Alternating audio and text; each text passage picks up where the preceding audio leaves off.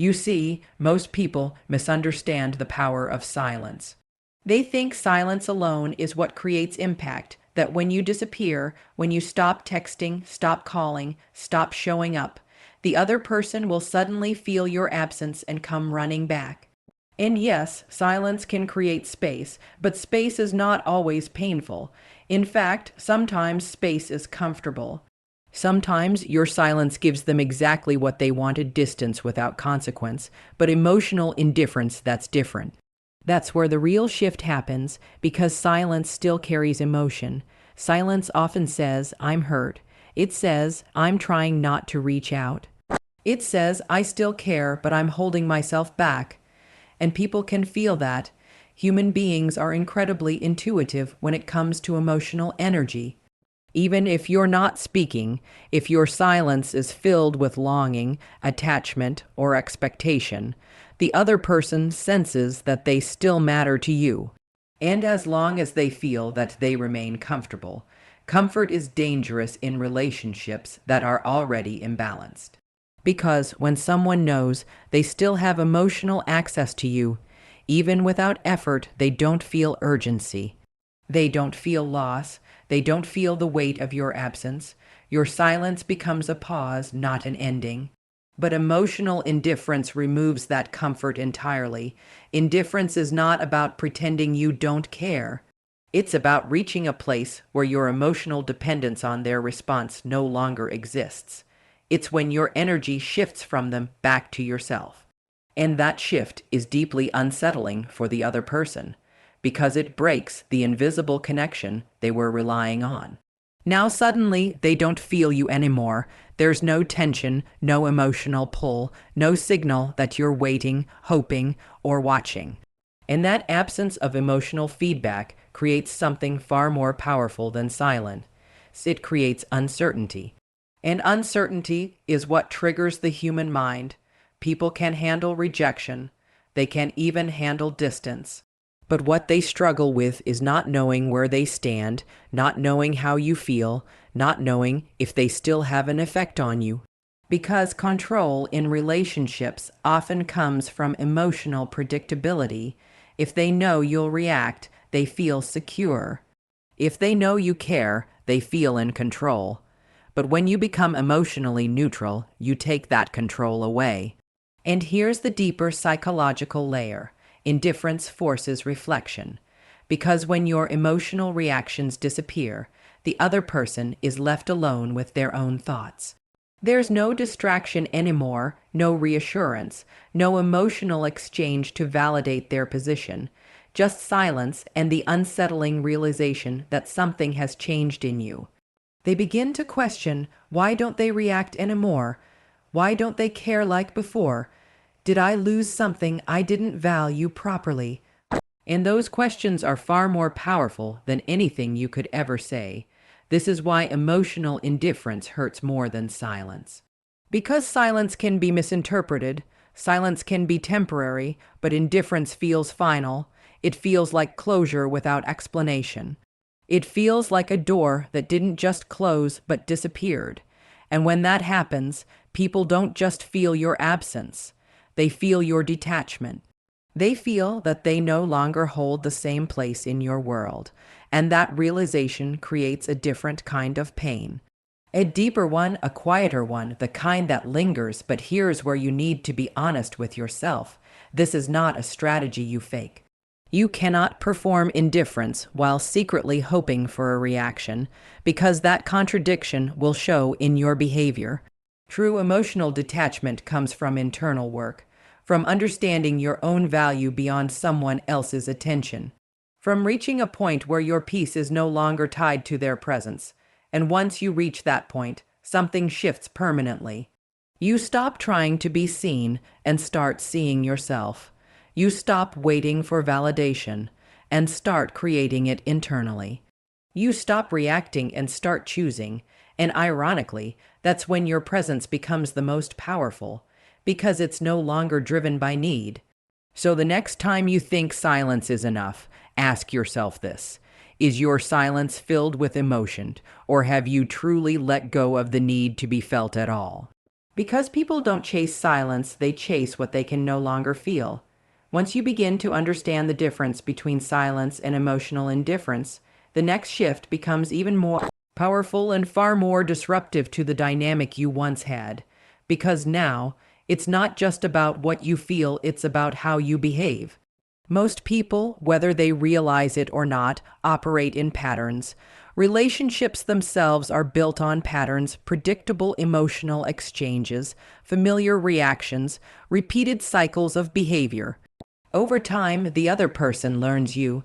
They learn what triggers you, what excites you, what hurts you, and most importantly, how you respond when things start to fall apart. And that knowledge gives them a certain level of psychological comfort. They may not consciously think about it, but they rely on it. They rely on the fact that if they pull away, you will chase. If they become distant, you will question. If they create tension, you will try to resolve it. Your reactions become part of a script they've memorized. And as long as you continue to follow that script, they remain emotionally secure, even in dysfunction. This is why simply going silent is not always enough, because silence, too, can become part of the pattern. It becomes predictable, they may even expect it, they'll disappear for a while, then they'll come back. And when something is expected, it loses its psychological impact. But unpredictability, that's where everything changes. When you stop responding in the ways they've grown accustomed to, you interrupt the pattern. And the human mind does not like interrupted patterns. It creates a sense of cognitive dissonance, a gap between expectation and reality. And that gap demands resolution. Suddenly, they don't know what version of you they're dealing with anymore. You're no longer reacting emotionally. You're not confronting them, but you're also not seeking them. You're calm, composed, and distant in a way that doesn't invite explanation. And that calmness is what makes it so powerful, because it doesn't give them anything to hold on to, no anger to justify their behavior, no sadness to reassure them of your attachment, no pursuit to validate their importance, just neutrality, and neutrality in this context is deeply unsettling, because it removes the emotional feedback loop they were depending on. It forces them into a position where they have to interpret your silence without any clues. And interpretation leads to overthinking. They begin to replay past interactions. They start analyzing your last words, your tone, your behavior. They look for signs they may have missed, because when predictability disappears, curiosity takes its place. And curiosity, when combined with emotional uncertainty, becomes a powerful psychological trigger. It pulls them back not necessarily because they suddenly value you more, but because they no longer understand you. And what we don't understand, we try to figure out. But there's a deeper layer to this that most people overlook.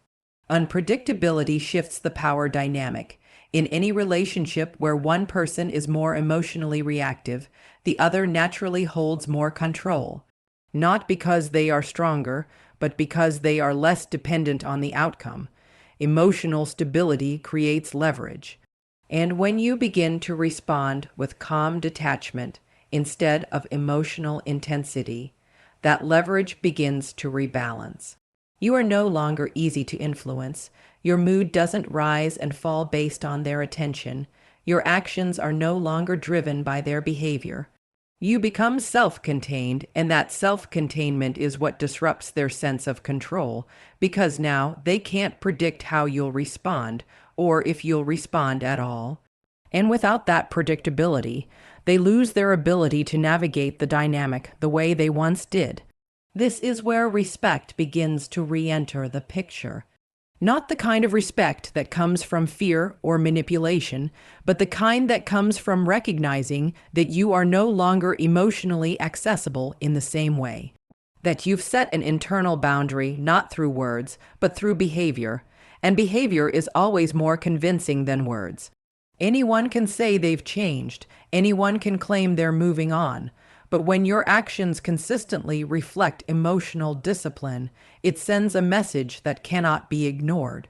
It says, I am no longer participating in the version of this connection that once existed. And that realization forces them to confront a new reality, one where they no longer have the same influence over you. But again, this cannot be an act. You cannot strategically become unpredictable while secretly hoping for a specific reaction. Because true unpredictability doesn't come from calculation. It comes from detachment. It comes from no longer organizing your behavior around someone else's expectations. You're not trying to confuse them. You're simply no longer available to be understood in the old way. And that's what makes it so effective. Because when you stop performing your role in someone else's script, the entire story begins to fall apart. And in that collapse, they are left with a version of you they cannot control, cannot predict, and cannot easily replace. So as you move forward, ask yourself this. Are you still reacting in ways that make you easy to understand, or have you reached a point where your peace no longer depends on being predictable to anyone at all? Because the moment you stop being predictable is the moment you stop being taken for granted. And once you've reached that place, where your emotions are no longer tied to their reactions, where your behavior is no longer predictable in the ways it once was, something even more profound begins to happen. The focus shifts completely, not onto them, but onto you. Because the most powerful thing you can do in any broken dynamic is not to withdraw, it's to evolve. Most people, when they experience distance or rejection, become consumed with the question, how do I make them feel my absence? But that question keeps you psychologically tied to them. It keeps your growth dependent on their perception, and as long as your focus remains there, your power remains limited. Real transformation begins when you stop trying to be felt and start becoming someone undeniable, because here's the truth, absence can be ignored. Silence can be rationalized, even unpredictability, over time, can be dismissed as a phase, but growth, real, visible, undeniable growth forces recognition. It forces comparison. When you begin to invest in yourself mentally, emotionally, physically, you create a version of yourself that no longer fits into the role they once assigned to you. And that creates a different kind of tension. Not emotional tension, but perceptual tension. They begin to see you differently. Not because you told them to, not because you tried to prove anything, but because your actions made it impossible to see you the same way. And this is where the real impact lies, because people don't just miss who you were, they react to who you've become without them. They start to measure the version of you they had access to against the version of you they no longer do. And that gap becomes a source of realization, a realization that often comes too late. They begin to understand that what they experienced with you was not static. It wasn't the final version, it was a phase, a moment in your evolution, and now that evolution has continued without them. And that's where the deeper emotional response is triggered, not from your absence, but from your progression. Because progression implies permanence, it implies that you didn't just step away, you moved forward. Moving, one of the MO forms STSENDCRITICSAMLMESSAGE, that is far more PROCE SDSIE FFISC ULT2HUMANBODY or you are not waiting, you are not paused. You are not stuck in the same emotional space. You are not defined by what happened between you. You've expanded beyond it. And that expansion forces them to confront something uncomfortable, the possibility that they underestimated you, that they misjudged your value, that they assumed you would remain in a position that no longer reflects who you are.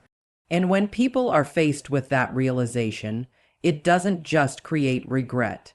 It creates perspective. They start to reevaluate their choices. They start to question their behavior. They start to see the connection through a different lens. But here's the critical point: you are no longer growing for that reaction. If your growth is still tied to proving something to someone else, then it is not true transformation. It is performance, and performance eventually collapses under the weight of expectation. True growth is internal. It's the quiet discipline of becoming better without needing recognition. It's the decision to elevate your standards without announcing them. It's the ability to build a life that feels complete whether or not someone else is present to witness it. And ironically, that's what makes it so impactful. Because when your life begins to reflect alignment, when your actions match your values, when your energy is stable, when your presence is no longer seeking validation, you become difficult to replace. Not because you're perfect, but because you're authentic, and authenticity combined with growth creates a presence that lingers in people's minds long after you're gone. It's not something they can easily replicate or find elsewhere. It becomes a reference point, a standard they didn't realize they were experiencing until it was no longer available. And that's when the realization deepens. They didn't just lose your attention. They didn't just lose your time. They lost access to a version of you that no longer exists. And that loss carries a different kind of weight, a quieter, more enduring kind of weight, the kind that doesn't demand immediate reaction, but stays in the background, unresolved, undeniable. But again, this is not your goal. Your goal is not to create regret. Your goal is not to make them look back. Your goal is to move forward in a way that makes looking back unnecessary. Because the moment your life becomes fuller without them is the moment their presence stops being a requirement and becomes a choice. And that choice is what restores your power. So as you continue on this path, ask yourself this: are you still trying to be remembered by someone who underestimated you?